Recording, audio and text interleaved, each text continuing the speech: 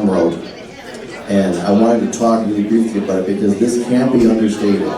Tom was an absolute musical genius, on par with the greats in the world.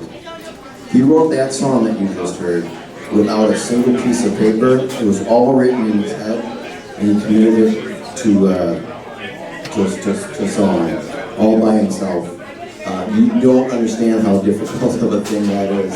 For someone that studied music like myself and the rest of the guys in the band, we just looked at this guy in absolute awe because he didn't study music, but it was just natural. It was all in him.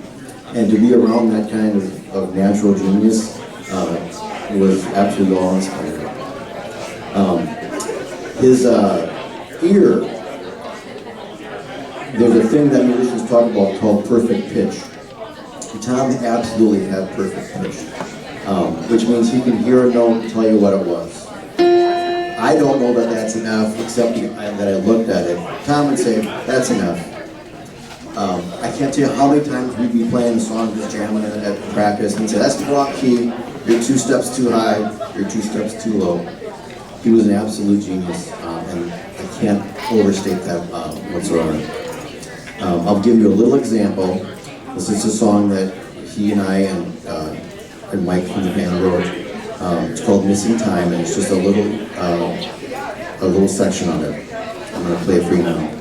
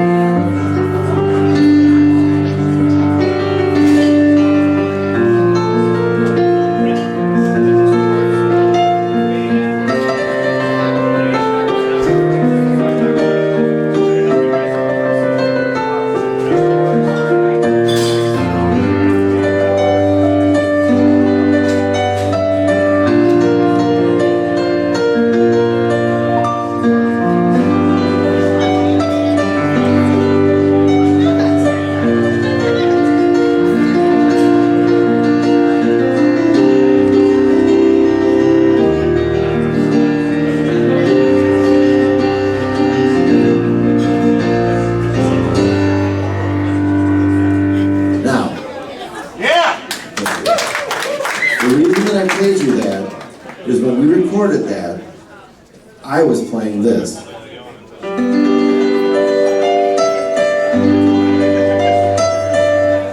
Which sounds pretty cool. And he kept saying, no, something's wrong. Something's not right. And the musically trained people in the room were like, no, that's right. That works. That's in the key. I don't care if it works. It's not right. So in the blaze of all that speed, he heard, it's supposed to be this note. That difference, that's the joystick. He heard a little half step, and I'll never forget we had to eat crow because you know what? Tom was right. Okay, I need the iPad original.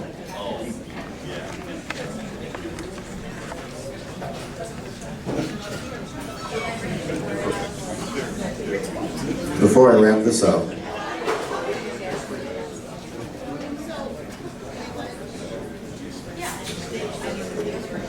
I want to thank Al. Where are you? There you are. He asked me if I wanted to be part of this and contribute, and I was honored to be included. And I want to do my little thing and get out of the way because they're great. And I told them this last night, but I'm really proud of you. I know Tom would be proud of you. And it was such a joy for me at his service to see Brent and Al reunite and look at an old set list of theirs that was in one of the drum cases, drum sets over there. It was just such a neat thing to see them talking and remembering. And whether that moment led to this, I'm not sure. But it would be a shame if this group of musicians, if this is the last time they play together. And I hope it isn't. Maybe this is a yearly thing, but it would be a shame if they didn't.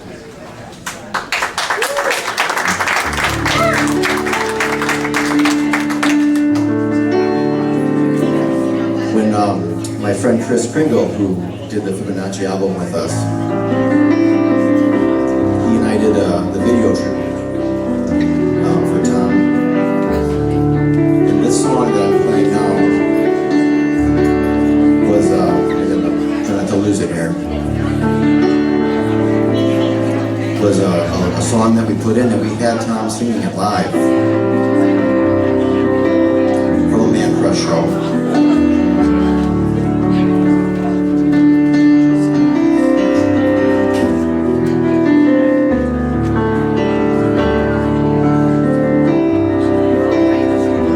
And it just wrecked me. You know, it was probably the first time I heard his voice since.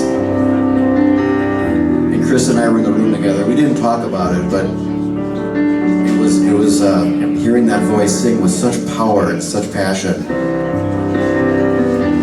So I'll never be able to recreate that right now, or ever, but I'm going to do my best.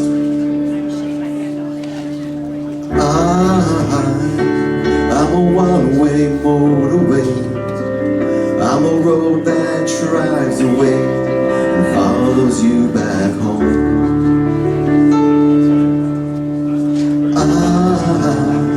I'm a street light shining.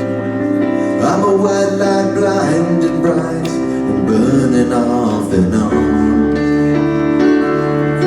It's times like these you learn to live again. It's times like these you give and give again. It's times like these you learn to love again. It's times like these, time and time again.